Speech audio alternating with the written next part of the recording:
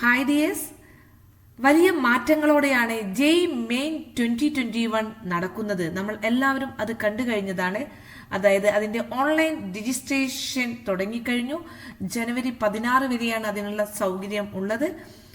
അപ്പൊ എല്ലാവരുടെയും അടുത്ത ചോദ്യം ഇതാണ്, നീറ്റ് 2021 എന്ന് നടക്കുമെന്നുള്ള ചോദ്യമാണ് എല്ലാ കുട്ടികളുടെയും ഉണ്ടാകുന്നത്. കാരണം ഏറ്റവും കൂടുതൽ കുട്ടികൾ എഴുതുന്ന ഒരു എക്സാമിനേഷനാണ്. 15 ലക്ഷം മുതൽ 16 ലക്ഷം കുട്ടികളാണ് നീറ്റ് 2021 എഴുതുവാൻ കാത്തിരിക്കുന്നത്. അപ്പൊ ഇതിനെ കുറിച്ചെല്ലാം തന്നെ കുട്ടികളുമായിട്ട് ഒരു ട്വിറ്ററിലൂടെ നമ്മുടെ ബഹുമാനപ്പെട്ട എഡ്യൂക്കേഷൻ മിനിസ്റ്ററുമായിട്ടുള്ള ഒരു ട്വിറ്റർ ട്വീറ്റ് ഉണ്ടായിരുന്നു. ഡോക്ടർ രമേശ് പൊക്രിയലുമായിട്ടുള്ള ഒരു ട്വീറ്റ് നടന്നിട്ടുണ്ടായിരുന്നു. അപ്പൊ അതിൽ വന്നിരിക്കുന്ന കുട്ടികളുടെ സജഷൻസ് ആണ് നമ്മൾ നിങ്ങളോട് ഷെയർ ചെയ്യുന്നത്. ഇതൊരിക്കലും ഒഫീഷ്യൽ ആയിട്ടുള്ള സജഷൻസുകൾ അല്ല. അപ്പൊ കുട്ടികൾ സജസ്റ്റ് ചെയ്തിട്ടുള്ള എഡ്യൂക്കേഷൻ മിനിസ്റ്ററുമായിട്ട് കുട്ടികൾ നടത്തിയിട്ടുള്ള ഒരു ട്വീറ്റിലുള്ള ചില ഭാഗങ്ങളാണ് നമ്മൾ നിങ്ങളോട് ഷെയർ ചെയ്യുന്നത്. ഇതൊരിക്കലും ഒഫീഷ്യൽ ആയിട്ടുള്ള കാര്യങ്ങളല്ല. NTA ആണ് നമുക്കറിയാം.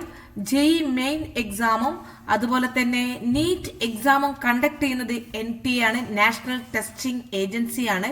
അതുകൊണ്ട് തന്നെ നമ്മൾ വളരെ പ്രതീക്ഷയോടെയാണ് കാത്തിരിക്കുന്നത് നീറ്റ് 2021 എന്തെല്ലാം മാറ്റങ്ങൾ ഉണ്ടാകുമെന്നുള്ളതാണ്. അപ്പൊ നമുക്കതൊന്ന് ഒഫീഷ്യൽ അല്ലാത്ത രീതിയിൽ നമുക്കൊന്നത് ഡിസ്കസ് ചെയ്യാവുന്നതാണ്. അപ്പൊ ഇന്നത്തെ വീഡിയോയിൽ നമ്മൾ ഈ കാര്യങ്ങളാണ് നിങ്ങളോട് ഡീറ്റെയിൽസ് ആയിട്ട് പറയുന്നത്. എന്താണ് ഡേറ്റ്, എന്തെല്ലാം ചേഞ്ചസ് ഉണ്ടാവുമോ എന്നുള്ള ഒരു കാര്യമാണ് നമ്മൾ നിങ്ങളോട് ഡിസ്കസ് ചെയ്യുന്നത്.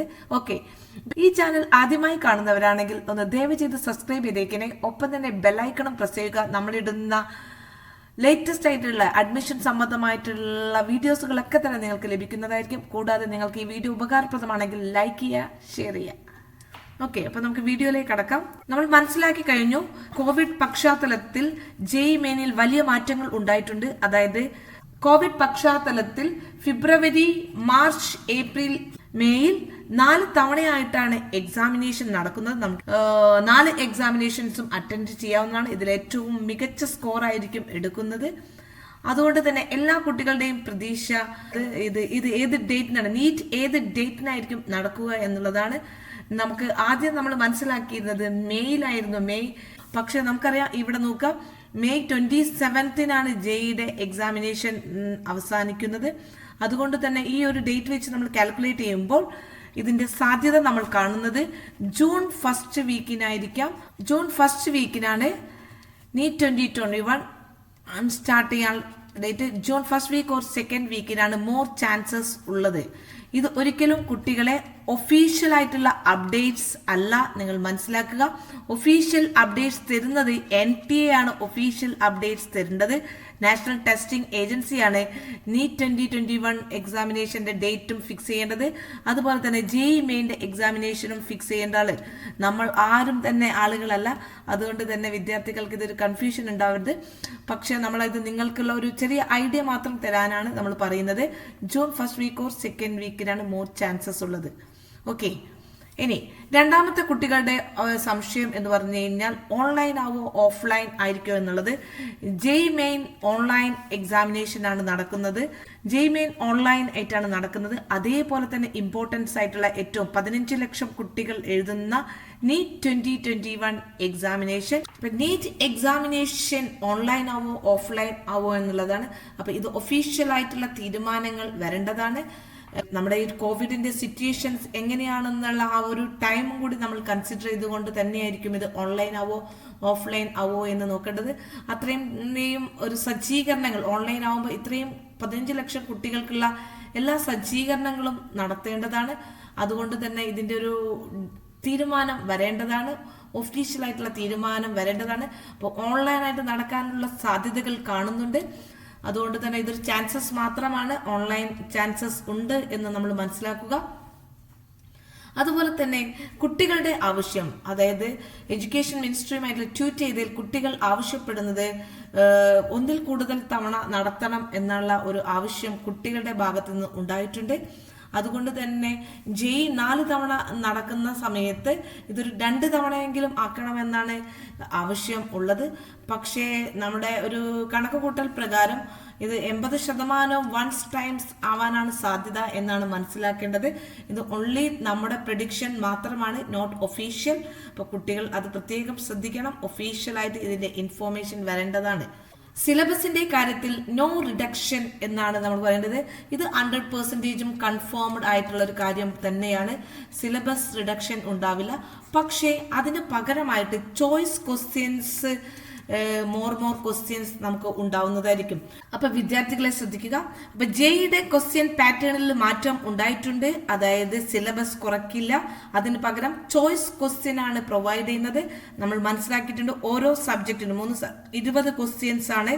MCQ ക്വസ്റ്റ്യൻസ് ആയിട്ട് 20 ക്വസ്റ്റ്യൻസ് ആയിരുന്നു ഉണ്ടായിരുന്നത്. ഇപ്പൊ physics or chemistry maths 20 question വീതമാണ് ഉണ്ടായിരുന്നത്. അതുപോലെ തന്നെ ന്യൂമറിക്കൽസിൽ നമുക്ക് 10 ക്വസ്റ്റ്യൻസ് ആണ് തരുന്നത്. അതിൽ 5 ക്വസ്റ്റ്യൻസ് ആൻസർ ചെയ്താൽ മതി. അതായത് 5 എക്സ്ട്രാ ക്വസ്റ്റ്യൻസ് ചോയ്സ് ക്വസ്റ്റ്യൻസ് ആയിട്ട് തരും. ഇങ്ങനെ ഫിസിക്സിനും കെമിസ്ട്രിക്കും 20 ക്വസ്റ്റ്യൻസ് വീതം, ഇതുപോലെ തന്നെ ഈ ഓരോ വിഷയത്തിനും 10 ക്വസ്റ്റ്യൻസ് വീതമാണ് ആൻസർ ചെയ്യേണ്ടത്. അതിൽ 5 ക്വസ്റ്റ്യൻസ് വീതം ചെയ്താൽ മതിയാകും. ഇതാണ് ജെയുടെ ക്വസ്റ്റ്യൻ പാറ്റേൺ. ക്വസ്റ്റ്യൻ പാറ്റേണിലും മാറ്റങ്ങൾ പ്രതീക്ഷിക്കുന്നുണ്ട് നമ്മൾ. അതായത് ഇപ്പൊ നീറ്റിന്റെ ക്വസ്റ്റ്യൻ പാറ്റേൺ എന്ന് പറഞ്ഞു കഴിഞ്ഞാൽ നമുക്ക് എല്ലാവർക്കും അറിയാം, ഫിസിക്സിന് 45 ക്വസ്റ്റ്യൻ, കെമിസ്ട്രിക്ക് 45 ക്വസ്റ്റ്യൻ, അതുപോലെ തന്നെ ബയോളജിക്ക് 90 ക്വസ്റ്റ്യൻസ് ആയിരുന്നു ഉണ്ടായിരുന്നത്. ഓരോ ക്വസ്റ്റ്യനും 4 മാർക്ക് വീതം, അങ്ങനെ മൊത്തം 720 മാർക്ക് ഉണ്ടായിരുന്നത്. അപ്പൊ അത് ഈ വർഷം നമുക്കത് 45 ക്വസ്റ്റ്യൻസിന് പകരമായിട്ട് ചോയ്സ് ക്വസ്റ്റ്യൻസും കൂടി ഉൾപ്പെടുത്തുന്നതായിരിക്കും. അതായത് ക്വസ്റ്റ്യൻ നമ്പർ കൂടാനുള്ള സാധ്യതയുണ്ട്. 50 ക്വസ്റ്റ്യൻ ആവുകയോ, അത് നമുക്ക് ഒഫീഷ്യലായിട്ട് അതിന്റെ അപ്ഡേറ്റ്സ് വന്നാലേ നമുക്ക് പറയാൻ പറ്റുള്ളൂ. എന്തായാലും നമുക്കതിൽ എക്സ്ട്രാ ക്വസ്റ്റ്യൻസ് ഉൾപ്പെടുത്തിയിട്ടുണ്ടാകാം. ജെയ് മെയിൻ ഉൾപ്പെടുത്തിയതുപോലെ തന്നെ നീറ്റ് 2021നും ചോയ്സ് ക്വസ്റ്റ്യൻസ് ഉൾപ്പെടുത്താനുള്ള എല്ലാ സാധ്യതകളും കാണുന്നുണ്ട്. അതുകൊണ്ട് തന്നെ നമുക്ക് അതിന്റെ കറക്റ്റ് പാറ്റേൺ ഒഫീഷ്യലായിട്ട് വന്നാൽ മാത്രമേ അനൗൺസ് ചെയ്യാൻ സാധിക്കുകയുള്ളൂ. അപ്പൊ ഇതിലും നമുക്ക് മനസ്സിലാക്കേണ്ടത് ഇതിലെല്ലാം തന്നെ ചോയ്സ് ഓപ്ഷൻസുകൾ ഉൾപ്പെടുത്തുന്നതായിരിക്കും. ചോയ്സ് ക്വസ്റ്റ്യൻസിന്റെ കുറച്ചും കൂടി ചോയ്സുകൾ ഈ ക്വസ്റ്റ്യൻസിൽ ഉൾപ്പെടുന്നതായിരിക്കും. അതുകൊണ്ട് തന്നെ സിലബസിലുള്ള കുറവ് ഉണ്ടാവില്ല എന്നുള്ളതാണ്. നമ്മുടെ സർക്കാർ പറയുന്ന പോലെ തന്നെയാണ്. അതായത് ഇമ്പോർട്ടൻ്റ് ആയിട്ടുള്ള NCERTയിലുള്ള ഇമ്പോർട്ടൻ്റ് ടോപ്പിക്സിലൂടെയാണ് നമ്മൾ ആദ്യം കടന്നു പോകേണ്ടത്. അപ്പോൾ ഏറ്റവും ഇമ്പോർട്ടൻ്റ് ആയിട്ടുള്ള ടോപ്പിക്കിലൂടെ നിങ്ങൾ കടന്നു പോകുക. അപ്പോൾ അതിനനുസരിച്ചുള്ള പ്രിപ്പറേഷൻ NCERT നന്നായിട്ട് തറോ ചെയ്യുക. അതാണ് ഏറ്റവും ആദ്യം നിങ്ങൾ ചെയ്യേണ്ടത്. ഇനി ഇത്രയും കാര്യങ്ങളാണ് നമുക്ക് നീറ്റ് 2021 പറയാനുള്ളത്. അപ്പോൾ പ്രിയ വിദ്യാർത്ഥികളെ, നിങ്ങൾ നന്നായിട്ട് തയ്യാറെടുക്കുക. നമ്മുടെ 5 മന്ത് സ്ട്രാറ്റജി മുന്നിൽ കണ്ടുകൊണ്ട് തന്നെ നീറ്റ് 2021 നിങ്ങൾ ഫേസ് ചെയ്യുക. ഡേറ്റുകൾ വരുന്നതൊക്കെ തന്നെ ഒഫീഷ്യൽ ആയിട്ടുള്ള കാര്യങ്ങളാണ്. പക്ഷേ നമുക്ക് അധികം അങ്ങോട്ട് നീണ്ടു പോകില്ല എന്നാണ് നമ്മൾ മനസ്സിലാക്കേണ്ടത്. വളരെ കുറഞ്ഞ സമയമേ നമ്മുടെ മുമ്പിലുള്ളൂ. നമുക്ക് ഫസ്റ്റ് ഇയറും സെക്കൻഡ് ഇയറും എല്ലാം തന്നെ നമ്മുടെ കൈക്കുള്ളിൽ ഒതുക്കേണ്ടതാണ്.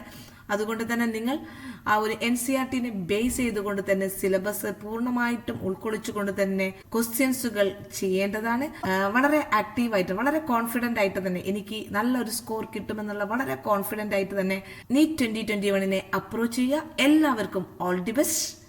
അപ്പൊ നമ്മൾ നീറ്റിനെ സംബന്ധിച്ചിട്ടുള്ള നീറ്റ് 2021നെ സംബന്ധിച്ചിട്ടുള്ള എല്ലാ അപ്ഡേറ്റ്സുകളും നമ്മുടെ വീഡിയോയിലൂടെ വരുന്നതായിരിക്കും. അതുകൊണ്ട് തന്നെ ദയവ് ചെയ്ത് ഈ ചാനൽ സബ്സ്ക്രൈബ് ചെയ്യുക. ഒപ്പം തന്നെ ബെല്ലൈക്കണും പ്രസ് ചെയ്യുക. നമ്മളിടുന്ന ലേറ്റസ്റ്റ് നോട്ടിഫിക്കേഷൻ നിങ്ങൾക്ക് ലഭിക്കുന്നതായിരിക്കും. കൂടാതെ ഈ വീഡിയോ നിങ്ങൾക്ക് ഉപകാരപ്രദമാണെങ്കിൽ ലൈക്ക് ചെയ്യുക. ലൈക്ക് ഒരു മോട്ടിവേഷനാണ്. അതുകൊണ്ട് തന്നെ ലൈക്ക് ചെയ്യാൻ മറക്കല്ലേ. Thank you for watching.